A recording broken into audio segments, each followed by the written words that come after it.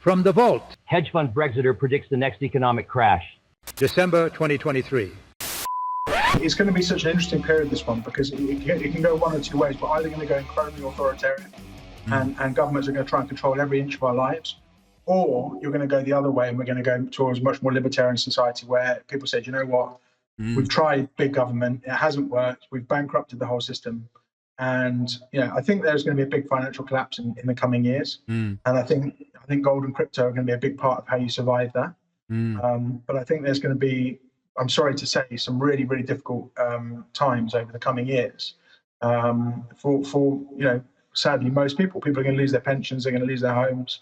And I think it would be a real big shock. And I think in that, in that environment, having a little bit of crypto or a little bit of gold, or ideally both, is definitely good. Here's a really scary thought for you, right? So there are now, and I'm going to look at my notes here, $18 trillion of negative yielding debt. What does that mean? That means that global investors basically shouldn't own debt, right? No one should own bonds in a country anymore because it's basically you're just going to lose money, right? It's a guarantee. Where's that money going to go? So you've got printing all this money and yet making the whole bond market uninvestable. Yeah. Right? All it does is it pushes all the money somewhere else. Now, if I'm looking for a steady income on a regular basis, and I think equity markets are toppy, where am I going to put my money? I'm going to buy property. Yeah. Right?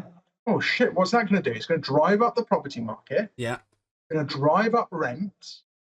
Yeah. And it's going to squeeze the yield, i.e. the return versus the price. It's going to get lower and lower and lower. Yeah. But still in absolute terms going up. If you're Mr. Renter, right, if you are that 25-year-old kid who's moved up to London to get their first job, well, I'm sorry, your rent is still going to be 2/3 of your salary. Yeah.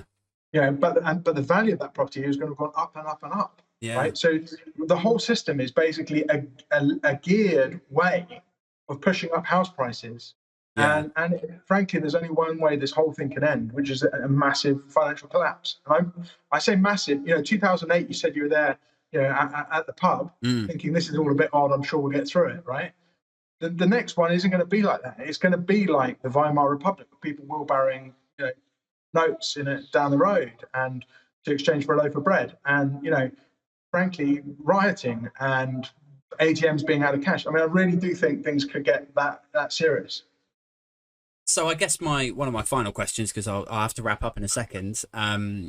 Let's assume that you're right. Everything collapses. What does Tom Pontin do in the post-apocalyptic world?